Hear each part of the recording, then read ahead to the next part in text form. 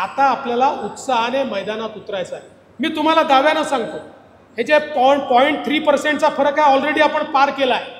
आजचा दिवस तुम्ही लिहून घ्या। मी तुम्हाला सांगतो, पुन्हा याच सावनेरात मी विधानसभेच्या निवडणुकीनंतर येईल। मी तुम्हाला सांगतो, या विधानसभेवर महायुतीचाच भगवा फडकणार आहे।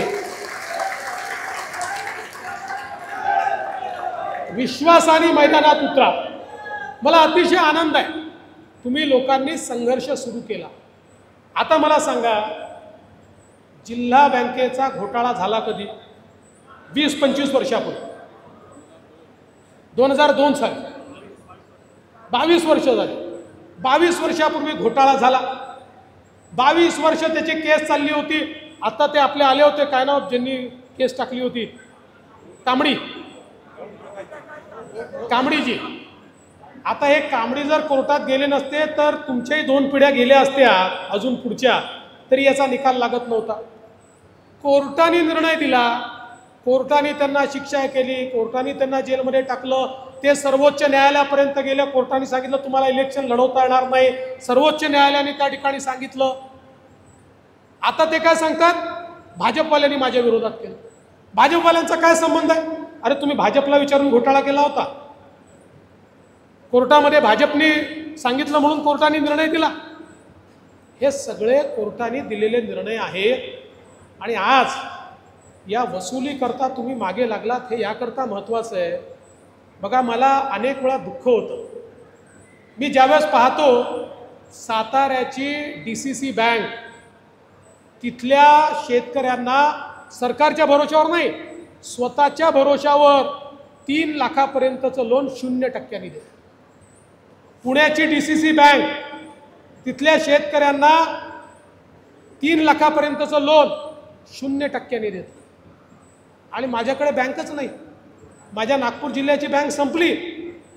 आज शेतकऱ्यांची ही जी अवस्था होते ना, तुम्ही मला खरंच सांगा, या नॅशनलाइज बँका आणि कमर्शियल बँका शेतकऱ्याला उभं करतात का? या शेतकऱ्याला लोन देतात का? मला दरवेळेस त्यांच्याशी भांडावं लागतं, त्यांच्यावर FIR करावे लागतात।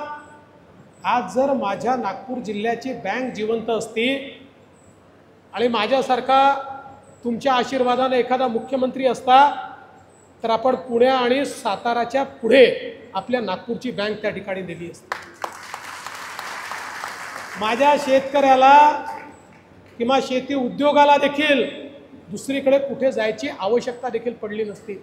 आज अवस्था अशी आहे, पुन्हा सत्तेवर आल्यानंतर गेले 2 वर्ष RBIशी मी भांडतोय की आम्ही कधीतरी ही बँक जिवंत करू, लायसन्स आमचा रद्द करू नका। RBI म्हणते इतका घोटाळा आहे, ही बँक कधी जिवंत होऊ शकत नाही, आम्ही लायसन्स रद्द करतो। मागच्याही काळात मी 300 कोटी रुपये दिले तरी लायसन्स वाचवता येत नाही, इतका मोठा घोटाळा या ठिकाणी झाला।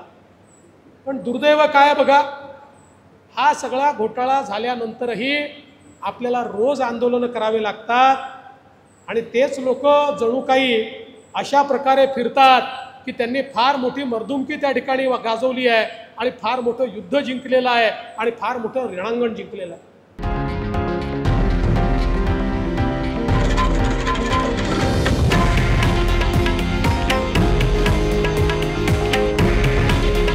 हे आहे देशातील नंबर 1 न्यूज नेटवर्क आणि आपण पाहत आहात TV9 मराठी। काळजी तुमची, हित महाराष्ट्राचं।